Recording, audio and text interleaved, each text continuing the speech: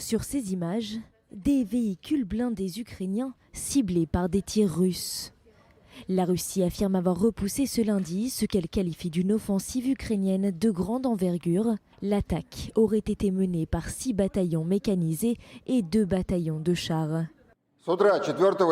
Le matin du 4 juin, l'ennemi a lancé une offensive à grande échelle dans 5 secteurs du sud de Donetsk, mettant en action les brigades 23 et 31 des réserves stratégiques de l'armée ukrainienne. D'autres régiments les soutenaient. Au total, l'ennemi a déployé 6 bataillons mécanisés et 2 bataillons de chars. Le but de l'ennemi était de percer nos défenses dans son secteur le plus vulnérable. L'ennemi n'a pas réussi à accomplir cette mission. À la suite d'actions calculées sur place, l'armée ukrainienne a subi de lourdes pertes.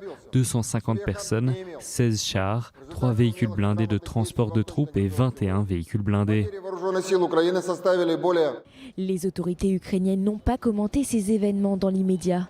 Mais Kiev affirme depuis des mois qu'elle prépare une grande contre-offensive sans donner de détails sur la date. Preuve que l'armée appelle ses soldats à la plus grande discrétion sur le sujet. Cette vidéo publiée par le vice-ministre ukrainien de la Défense. En parallèle, la tension monte d'un cran dans la région frontalière de Belgorod. Elle est depuis plusieurs jours le théâtre de bombardements et d'affrontements.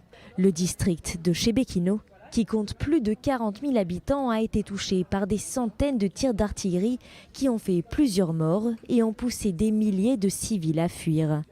Le gouverneur de la région, Vyacheslav Gladkov, a déclaré qu'il était prêt à rencontrer les combattants russes pro-Ukraine qui ont revendiqué les attaques dans la région. Il a ajouté que les agresseurs avaient fait des prisonniers et proposé un échange. La seule chose qui m'empêche de négocier avec eux, ce sont nos hommes qui sont entre leurs mains. Peut-être sont-ils déjà morts. C'est la première fois qu'un responsable russe admet que des combattants ont été capturés sur le territoire même de la Russie, après plus de 15 mois de combat en territoire ukrainien.